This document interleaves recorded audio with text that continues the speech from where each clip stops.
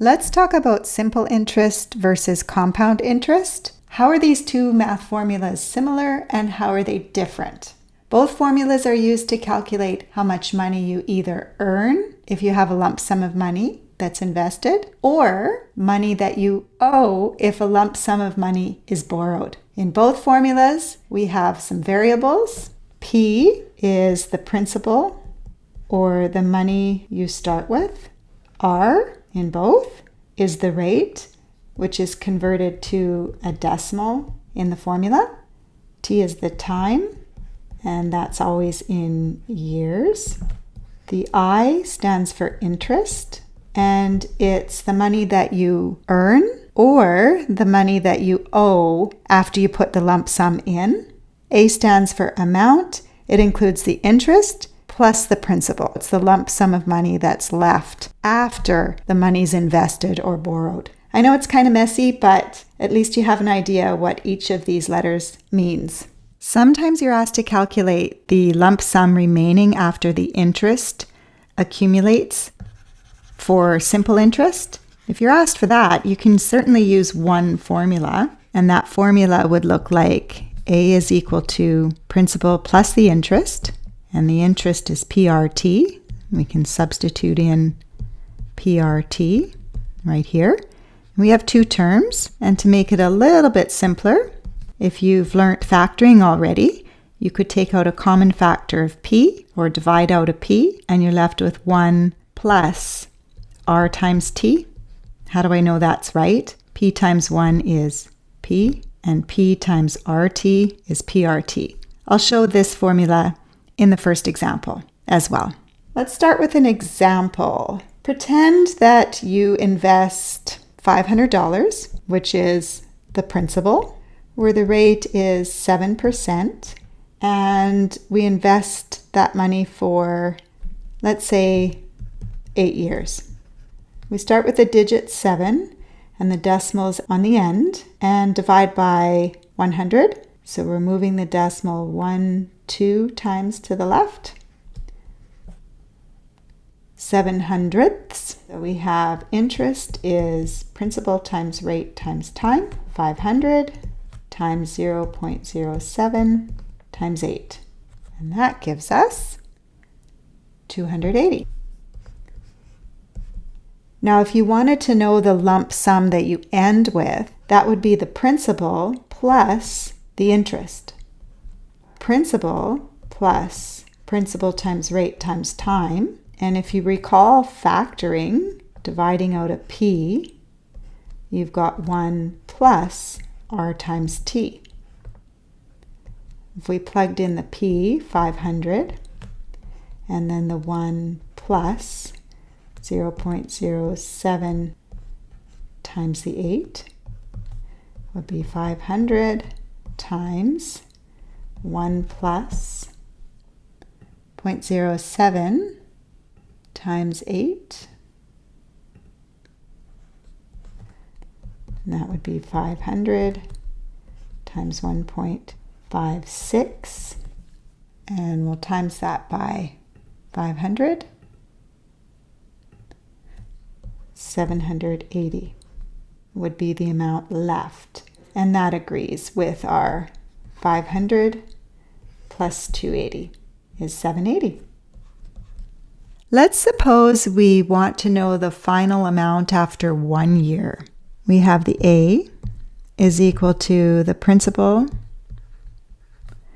bracket 1 plus R times T, and that would be times 1, be 500 times 1.07, 500 times 1.07, 535. Now what if we took that 535 and invested it for another year? 535 times 1.07, 572.45. And then we took that amount and invested for another year times 1.07, 612.52, and so on for 8 years. Times 1.07, that's 4 years, 5 years,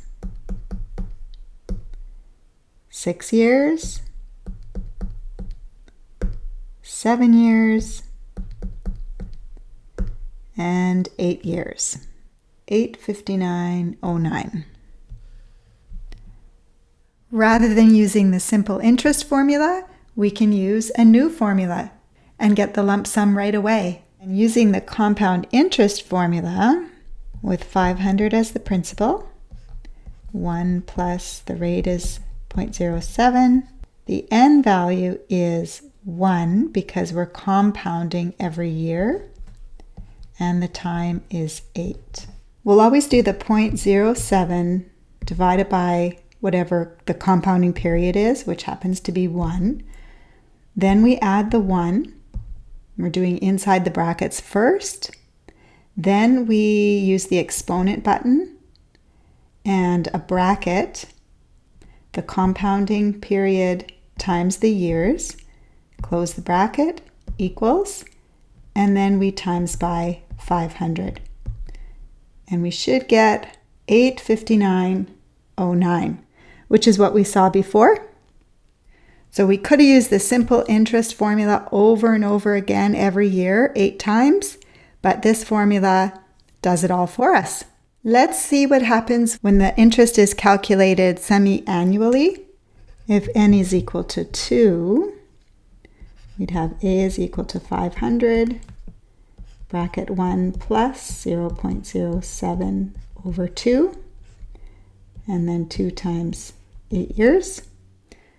We would go 0.07 divided by 2 times per year, plus the 1 equals exponent, bracket, 2 times the 8 years, close the bracket, equals, and then times 500.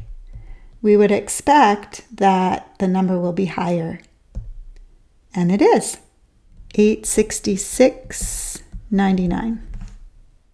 If the compounding period is quarterly, we would use n is equal to 4, 0.07 divided by 4, plus the 1, exponent, bracket 4 times 8, close the bracket, equals, and then times the principal, 500, and that should be a little bit higher. And we see it's 871.11. We can do monthly, 0.07 divided by 12 equals, and then plus the 1 equals, exponent, bracket, 12 times the 8 years equals, times the principal, 500, and that'll be higher, and it is.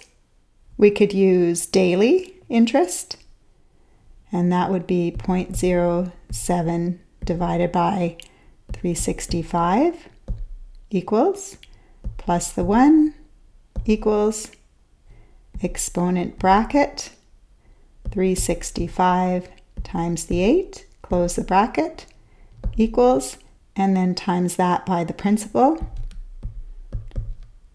to get the highest amount, $875.29. If we compound daily, we get the highest lump sum remaining. There are benefits for simple interest and benefits for compound interest. Of course, if you have a credit card, you do not want your interest to be calculated daily. That's for sure. Great work.